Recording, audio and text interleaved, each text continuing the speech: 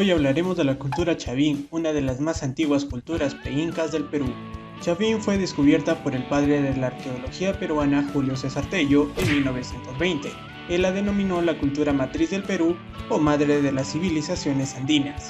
Su horizonte cultural está ubicado en el periodo formativo andino o en el horizonte temprano desde 1200 a.C. hasta el 400 a.C. Claro, aunque hay variaciones en su denominación, esta fecha es la más acertada. Su expansión abarca la costa y sierra peruana, con una mayor influencia en los departamentos de La Libertad, Lima y Ancash, siendo en Ancash su lugar de origen. Su ubicación se sitúa entre los ríos Huachexa y Mosca. A este se le denomina el Callejón de Conchuco. Su máxima expansión fue de Lambayeque hasta Ica y de Cajamarca hasta Ayacucho. Su religión es politeísta por la creencia en varios dioses.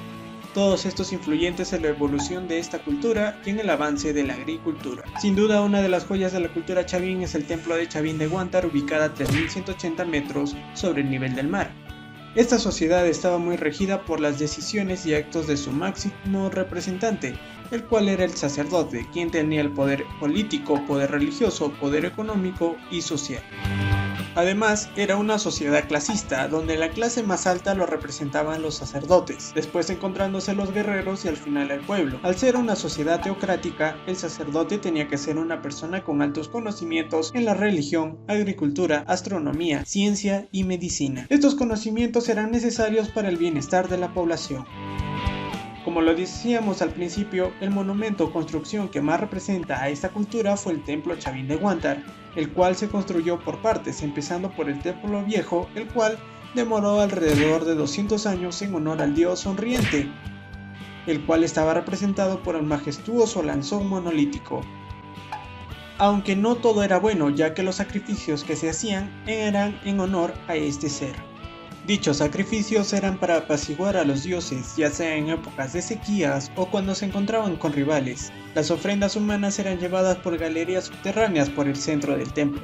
Otra de las más representantes obras es el obelisco Tello, el cual nos muestra una pareja de seres míticos con forma de grandes caimanes con rasgos de felinos y serpientes, la misma que representa la creación del mundo y las especies.